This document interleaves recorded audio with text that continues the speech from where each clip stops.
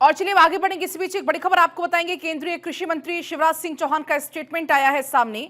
शिवराज सिंह चौहान ने कहा कि जीएसटी में कटौती को लेकर वो कहते हैं कि किसानों को इससे फायदा होगा।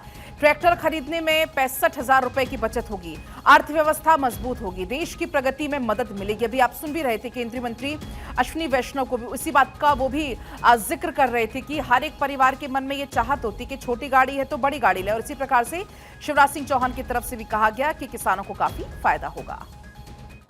हमारे जो किराए पर हमारे अनेकों सेंटर हैं जो किराए पर मशीनें देते हैं, इसके कारण उनका किराया भी कम होगा।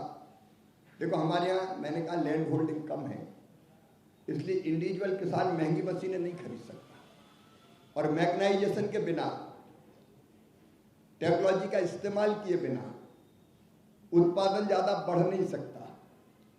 इसलिए मैकेनाइजेशन और टेक्नोलॉजी दोनों जरूरी है। इसका लाभ हमारे छोटे किसान, मझोले किसान, उनको भी मिलेगा और निश्चित तौर पर उनका प्रॉफिट बढ़ेगा। वैसे ही जैसे आपने देखा दूध डेयरी क्षेत्र, अगर आप देखेंगे तो डेयरी क्षेत्र में दूध और पनीर पर अब कोई जीएसटी नहीं होगा। इससे आम आदमी को तो लाभ हो गई, इसकी मांग भी बढ़ेगी और दूध खरीद के डेयरी उत्पाद तैयार करने वाले वो भी लाभ में रहेंगे और किसानों को भी सीधा सीधा, जो दुग्ध उत्पादक पशुपालक हैं, उनको सीधा फायदा होगा।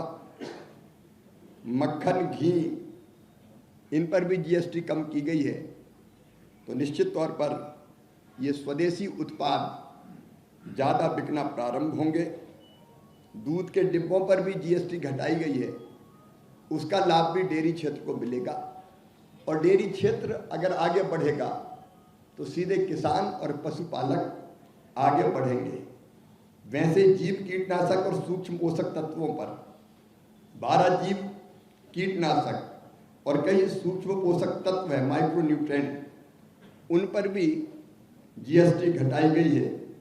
इससे प्राकृतिक खेती और जैविक खेती को, क्योंकि जैविक जो इनपुट्स है उनकी कीमत कम होगी तो उसमें लाभ होगा और रासायनिक उर्वरकों से जैव उर्वरकों की तरफ किसान के बढ़ने की प्रवृत्ति निश्चित तौर पर बढ़ेगी।